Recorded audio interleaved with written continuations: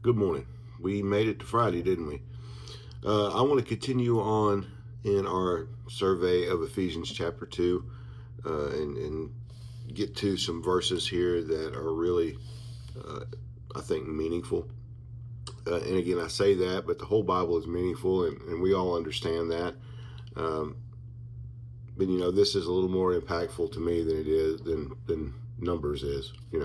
So, just to be honest. But anyway, let's go to Ephesians chapter 2 and pick up at verse 11 where we left off. We did 8, 9, and 10 yesterday, and we talked about being saved by grace through faith, and that it was God that did it. He did the work himself. And so today we're going to pick up in verse 11. It says, "Therefore, remember that you formerly, the Gentiles in the flesh, who are called uncircumcision by the so-called circumcision, which is performed in the flesh by human hands. Remember that you were at that time without Christ, alienated from the citizenship of Israel, and strangers to the covenants of promise, having no hope, and without God in the world. But now, in Christ Jesus, you who formerly were far off have been brought near by the blood of Christ." And I just want to stop there and let's talk about that a little bit. Verse 11 starts out with "therefore," and of course that "therefore" means because of. Prior we read verses 8, 9, and 10, and so what Paul is saying now, because of this, that you've been saved by grace through faith unto good works, not so that you can boast, but to the good works that Christ has ordained for you beforehand. Because of that, remember that you were formerly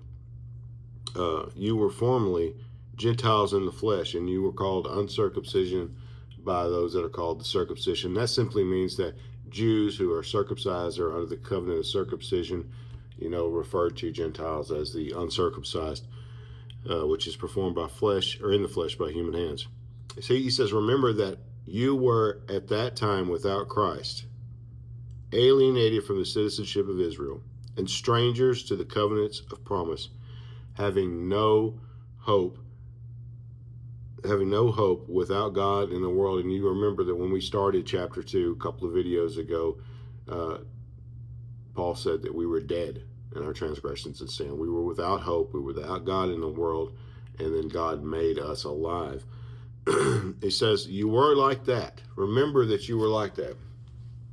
Don't forget where you've come from, what you've been through, the things that you used to do that you shouldn't be doing anymore. You were like that. You were living like a dead man, without hope, without God in the world. And in verse 13, Paul says, "But now, in Christ Jesus, you who were formerly far off have been brought near by the blood of Christ." See, there's supposed to be a difference.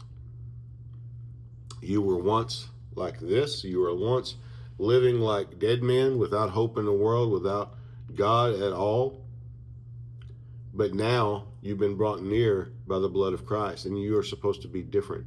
You're not supposed to continue in those works of the flesh that you used to do, that you used to practice. That was just who you were in life and in this world.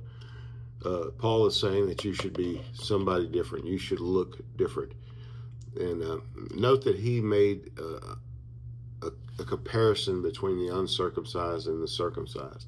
There was a difference in those two groups of people, how they behaved, how they acted, who they worshiped.